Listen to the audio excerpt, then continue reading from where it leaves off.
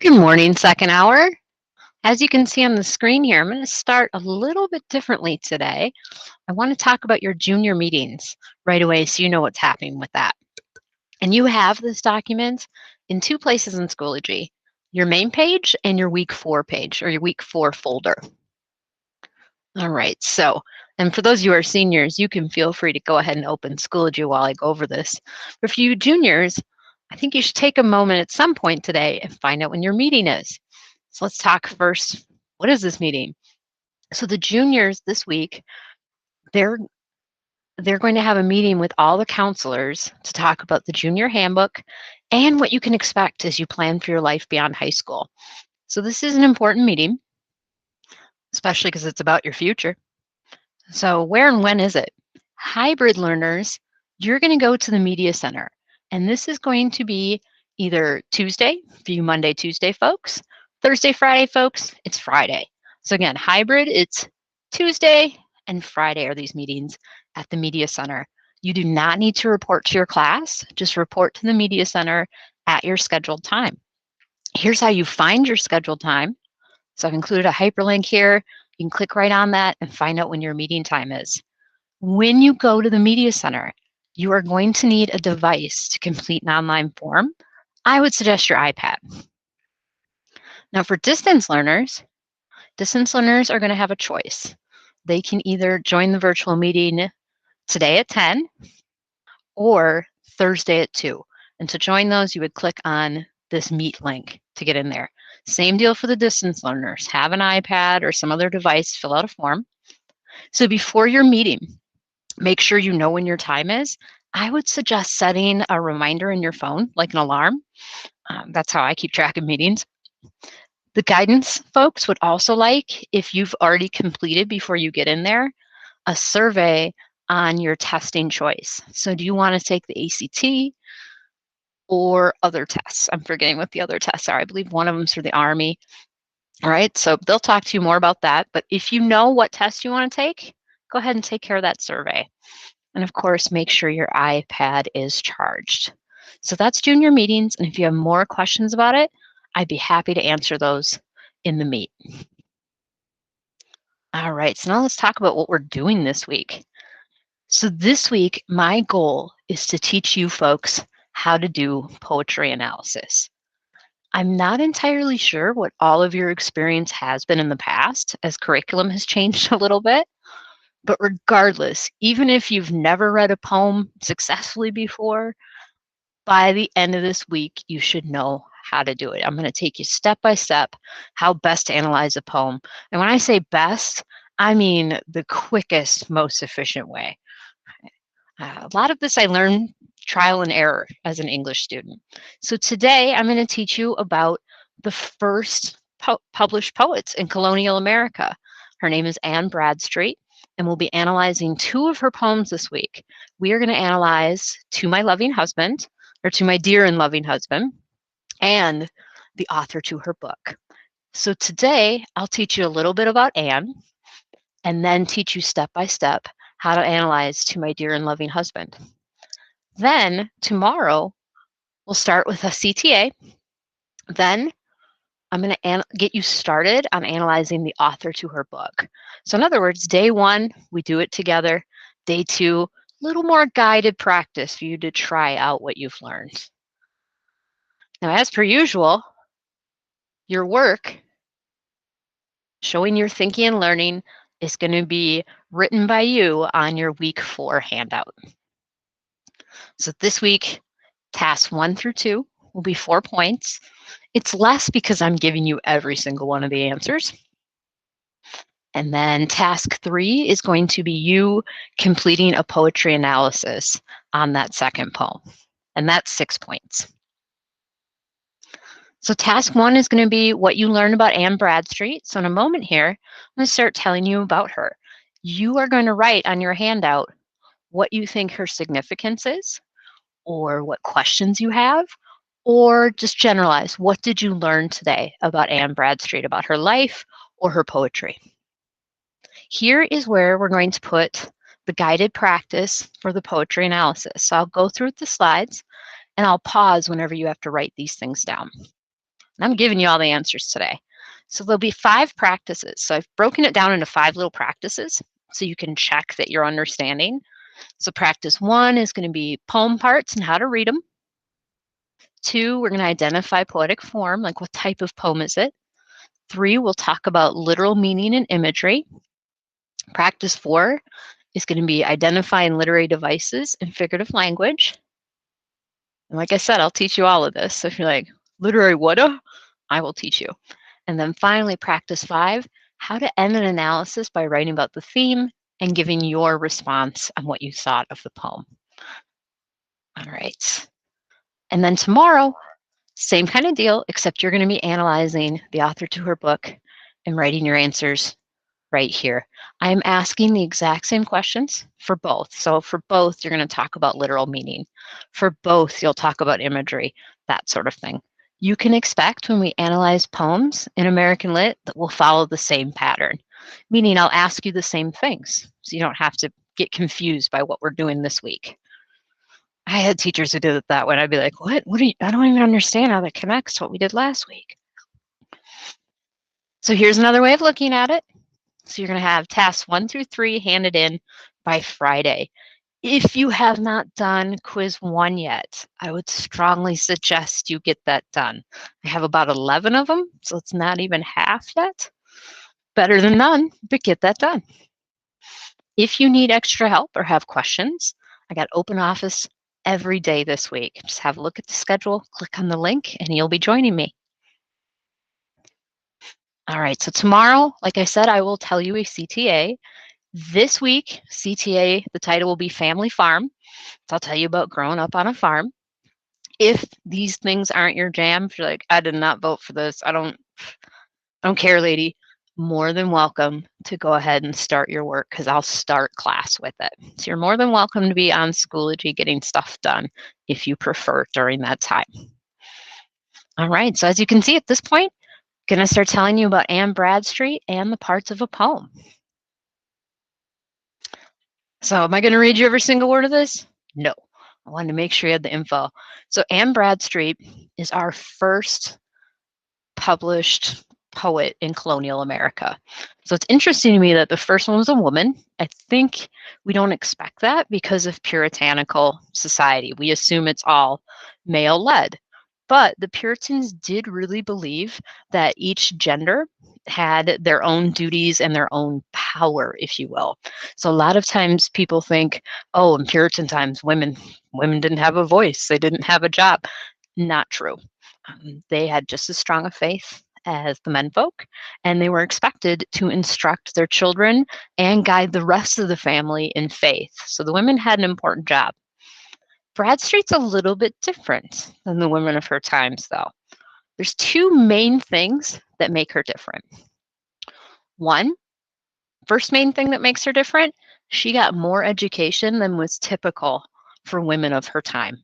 And she got that education because her father was connected with the British court. And her father also really believed that in order for her and her siblings to fully appreciate the Bible, that they had to be literate. They had to be able to read it. In fact, that was a big part of Puritans. You can say a lot about them that's negative, but one thing that's absolutely positive about the Puritans is they believed in literacy because they believed common people should be able to read the Bible. And so it was important. So that's one thing that makes her different. She is more educated than women of her time. Very well spoken, very well written, learned different languages, all of that. Second thing that makes her different from the women of her time. Typically women back then, especially in Anne's class, because she would have been upper class, typically your marriage was arranged for you by your father. And it was typically more of a property deal. It was either about joining families or the woman would have a dowry. So either property, livestock, or money, some sort of incentive to go along with marrying her. That's how families would provide for their children. So like I said, typically back then your dad picked your husband for you, not Miss Anne. Anne met Simon Bradstreet because he was her father's assistant, and she fell madly in love. She was 15 or 16 when this first started. Or wait, she was 15 when they got married or when they first started falling in love. She also is different from the women in her time in that she went straight for Mr. Simon. She made it very clear what her feelings were, and luckily he reciprocated. He felt the same way. So theirs was a love match. That's rare in Puritan times. And it stayed a love match throughout their entire lives. They stuck together through thick and thin. They had 8 kids. And Simon was very supportive of Anne, especially when she started having physical issues. She suffered from, there's a whole list, malaria, which was pretty common back then because of colonists coming to America and experiencing different types of mosquitoes who carried a different malaria strain than they were used to. She also had partial paralysis at one point. Like, people described her as kind of limping down the street. To that, I relate. Anne kept her strong faith all her life, even when their house burned down. It burned to the ground, and her response was basically, God has provided. That's just a house. We're all fine. No big. As you can tell, I really admire Anne Bradstreet. I think she had a really good attitude about life, but that's my opinion. So I want to sum up Anne by saying this. So how did she become a published poet? Did they publish women back then? Typically, no. How she became published was her brother-in-law had read some of her poetry because she would write poems and share it with the family. And he read some of it and took it to England with him. We don't know if she was aware he took it or if he just did this, but he went and published them. So they got published first in England, and then they got published over here in America.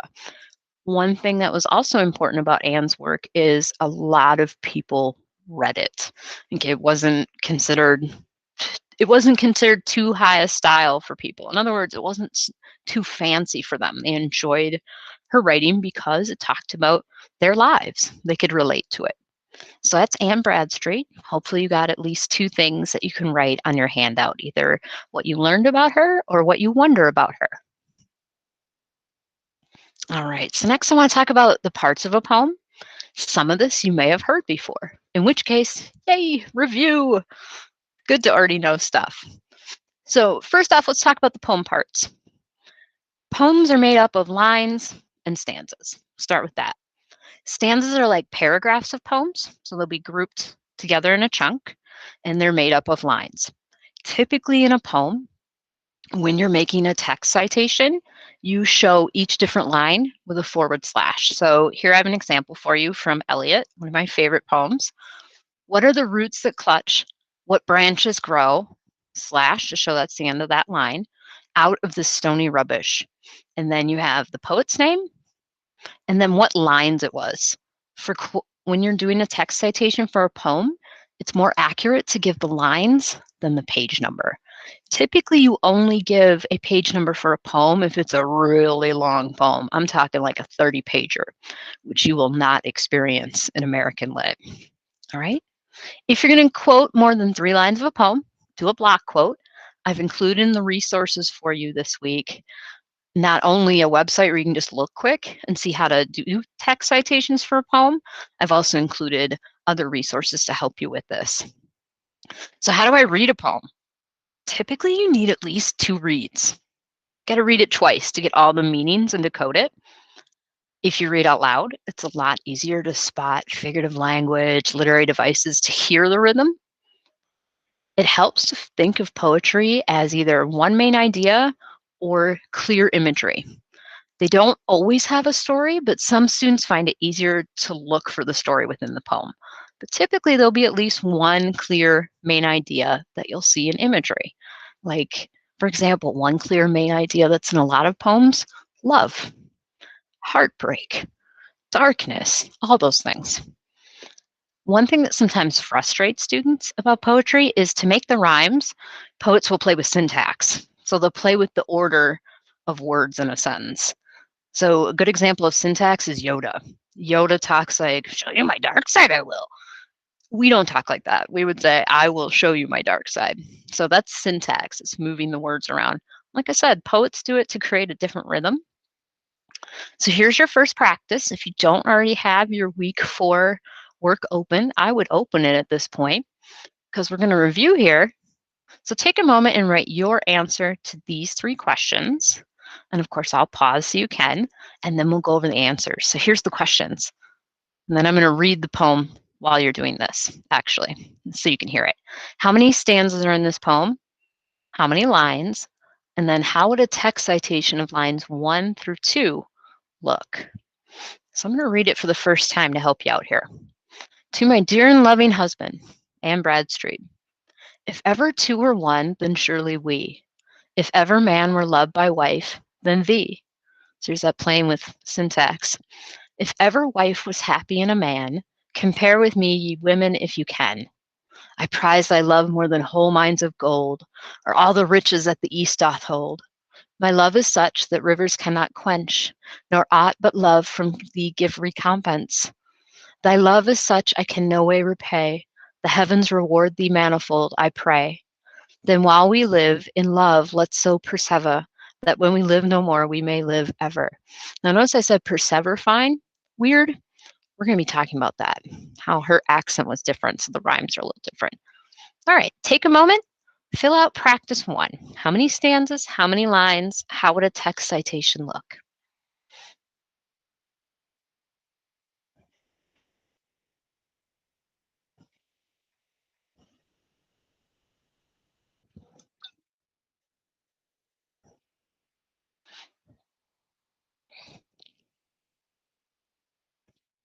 Okay, let's go over some of these answers. And of course, if you had your answer wrong, please do change it. The whole point of doing it this way is so that you can learn it. So how many stanzas are in this poem? 1. So we just have one group of lines. If there were extra spaces in here, then we'd have more. We got 1 stanza. How many lines are in this poem? So on the previous slide, I'd included these little numbers. A lot of times, poems in a book will have these numbers to help you with the count. So if I count from here, 10, 11, 12. So there's 12 lines in this poem. And then how would a text citation of lines 1 through 2 look? So just like that. If ever 2 or 1, then surely we. You keep the punctuation, add that / to show it's the next line. If ever man were loved by wife, then thee. And then I include her name and what lines they are. Pause so you can get that if you haven't had a chance, and then we'll move on to learning the next part in practice 2.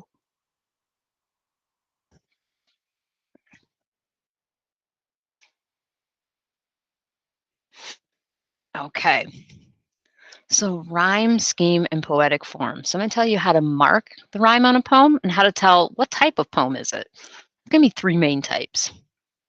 So rhyme scheme is where you mark the pattern of end rhymes in the line of a poem using the alphabet. Doesn't really matter about the other rhymes in the poem. We'll talk about those later. Just the ones at the end. So these rhymes, we, thee, man, can. All right. And the reason why we mark rhyme scheme is to help the reader see the rhythm and to figure out what type of poem it is. The rhyme scheme will tell you. So rhyme scheme starts with capital letters, and then it moves to lowercase for longer poems. Your poems in here shouldn't go too far into lowercase as far as this class goes. Here's the 3 main types you'll see. 3 main poetic forms that you'll see in American literature. There's plenty more types. These are just the main 3 that we see throughout this class. So the first one is probably the most formal. That's iambic pentameter. So that's where the rhyme scheme shows rhyming couplets, AA, BB, CC. Quite a few songs are written in this as well. All right, next up is formal verse or lyrical.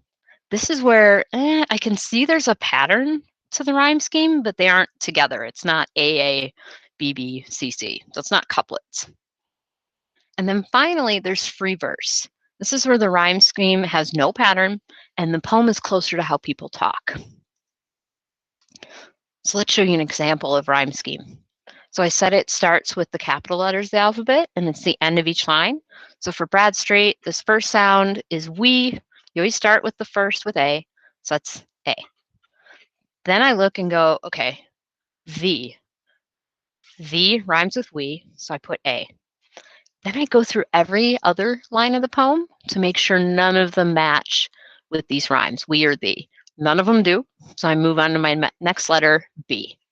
And you you continue that pattern throughout. Now, sometimes you're going to have rhymes that aren't that strong but still fit the pattern. These are called sight rhymes, where it looks like they should rhyme, but they don't really. But if you see a pattern like this, and you have two words like, in this instant, two sight rhymes are quench and recompense.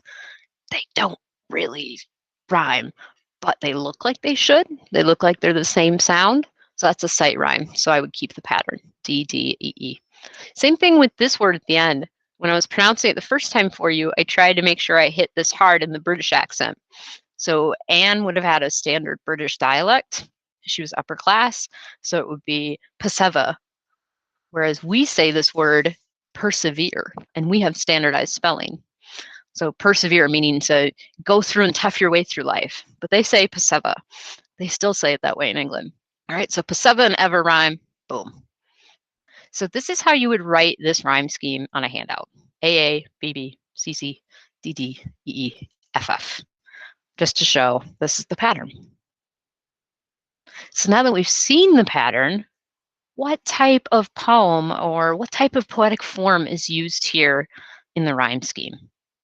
You can just decide in your head which one would you circle if you had to circle it, and then next I'll show you the answer and you can write it. So is it iambic pentameter, where the rhyme scheme shows rhyming couplets? Is it formal verse or lyrical, where there is a rhyme scheme pattern, but it isn't couplets? And then finally, free verse. Is it showing no pattern and the poem is more like how people talk? Let's give you the answer. So hopefully you got this. So what type of poem is this? This is iambic pentameter. So we got AA, BB, CC, DD. Partly this shows how educated Bradstreet was, because this was the type of poetry that educated people read and were taught through. It's another proof of her genius. All right, I'm gonna go back so you can write. Make sure to write iambic pentameter on practice 2 if you haven't had a chance.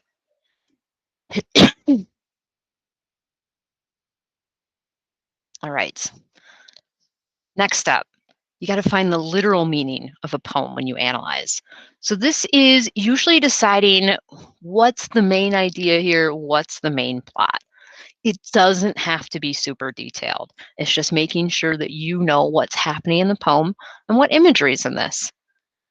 Usually when I do this first step with a poem I've never read before, I just quick write down what are the main pieces of imagery I'm seeing. Because a lot of times that'll help me find the story or the idea of the poem. So if it keeps saying, for example, love, love, love, if it keeps repeating that word, I know love is a significant concept to the poem. Also related, imagery in poetry. So you got to decide what lines in the poem create an image in my mind. And some lines are going to hit people harder than others. When the imagery is repeated or it's very detailed, that means it's key to the poem's meaning. So if a poet spends 3 stanzas describing a horse, you know this horse is significant. All right. Often when you're writing about imagery for analysis, it helps to use text citations. Just like I showed you last week for answering about the Puritans, text citations are great because then it backs up your answer. So for example, Bradstreet's love for her husband is shown in comparative imagery, like I prize thy love more than whole mines of gold. Notice this one, just one line, line 5, and I didn't write Bradstreet in the parentheses. So let's see what you know of this or what you can find.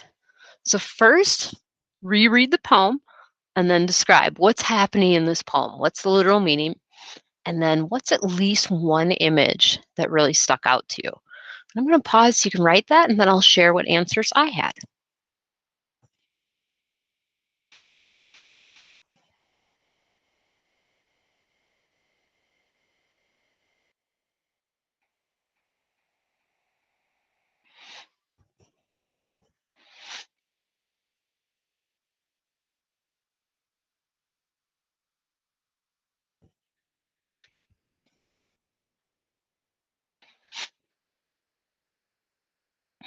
All right, so here's the answers I had. You're welcome to write these if you prefer them to your answers.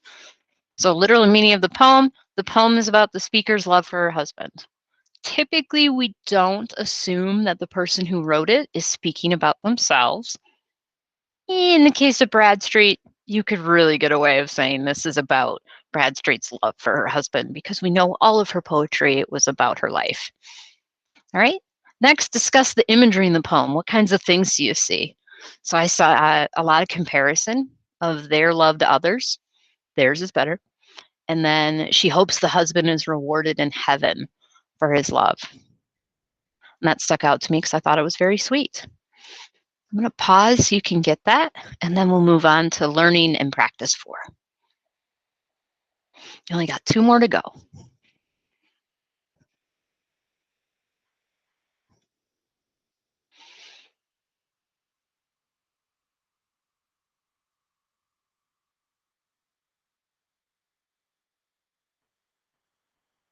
All right, so literary devices are always going to be emphasizing message with sounds.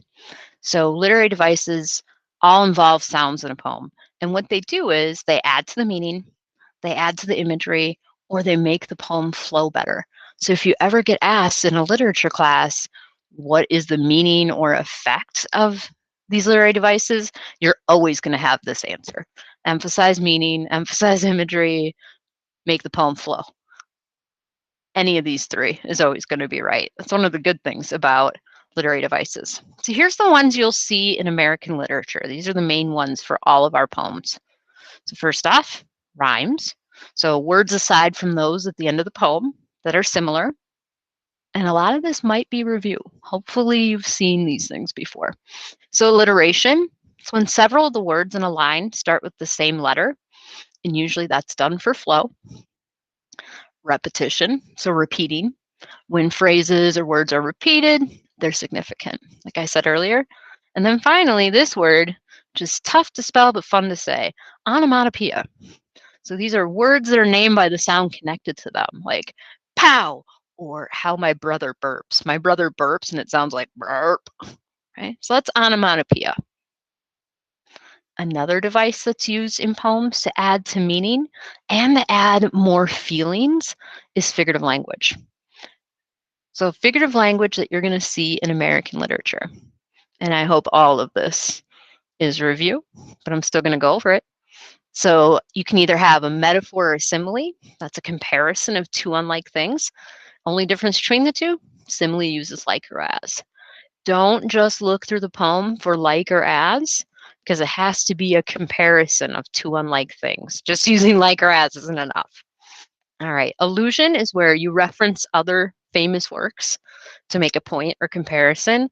A lot of times allusion involves the Bible. That's probably the most famous work that gets referenced. Symbolism, using visuals to represent ideas. So using symbols to represent an idea. In poems, this can be color. A lot of times it'll be flowers or birds, things like that, things that represent other ideas. Personification is something most of us who drive do. So personification is where you describe non-human things with human characteristics. So if I go, oh, stupid car, she hates me, that's personification. My car is technically not a she, although she is. Okay? She's technically not a she. She's not a human. She can't hate. This is how we show more about the feelings of our world. A lot of times personification too will involve other technologies, like people going, oh, my stupid phone. How can a phone be stupid? It's not a person. That's us describing our frustration. And then finally, hyperbole is an extreme exaggeration to show strong feelings. Like, oh, I've cried all the oceans of tears for you. That's hyperbole. So exaggerating. So both of these, figurative language and literary devices, they add to the message, the meaning, and the imagery. All right, so let's have you try this out. Practice 4. Find one literary device in the poem. There's several. What's the effect or meaning of what you found? And then find at least one example of figurative language. What is the effect and meaning of what you found? I find it's easier just to write where I found the figurative language. So I would say like simile in line, whatever. All right, pause for you to do this, and then we'll move on to our last practice, the last step of poetry analysis.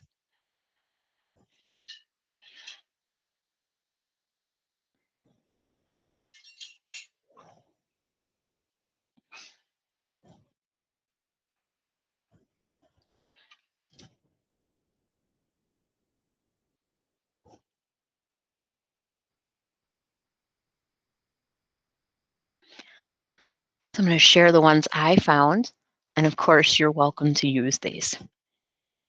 So one literary device I found was repetition. So the word love is repeated throughout the poem. And then, so that's me saying what the literary device is and where I found it. Then what's the effect or meaning of what I found? Well, it shows the idea of love is important in this poem. You can literally write it that simply for repetition. Right? And then find at least one example of figurative language. So in lines 5 through 6, right here, Bradstreet's comparing the value of her love with her husband, the whole mines of gold and all the riches the east doth hold. So that's hyperbole. That's her exaggerating that our love is better than all of these riches. So I'm going to pause so you can write that. Then we'll start to finish up.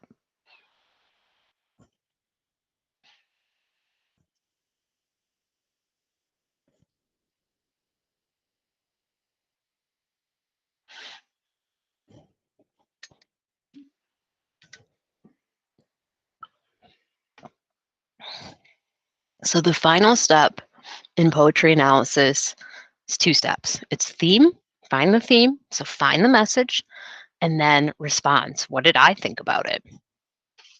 So the theme is going to be the message of the poem about either how humans behave or about how life is. It works best if you write this in a full sentence so it's clear what the whole theme is. So for example, if I ask, what's the theme of this poem? You don't want to just go, love. Like that's a subject. Give me more. What about love? Is love bad? Is love good? What do humans do for love? You get the idea.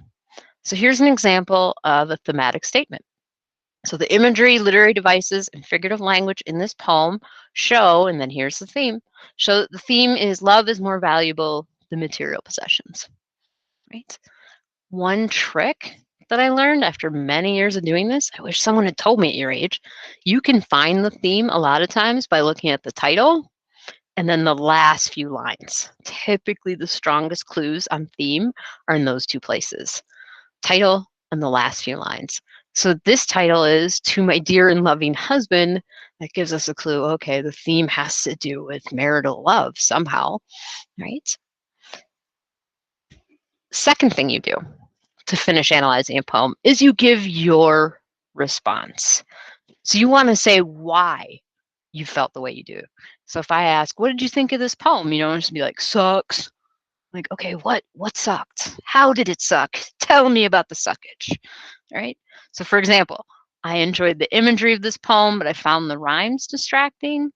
The images of a prized and happy marriage got me interested overall in the message. Whatever it is that you like or don't like about it, you're not always going to like the poems we read, and that's okay. Meaning that no one, this gal is not going to grade you down if your response is, I didn't like it, and here's why.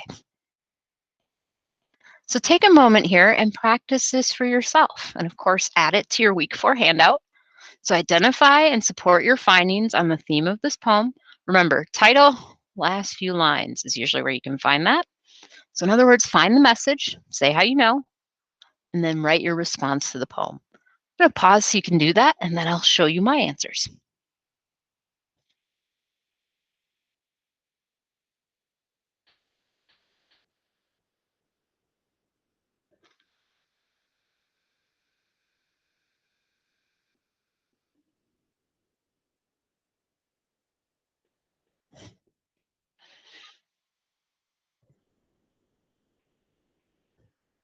English teachers, we write a lot.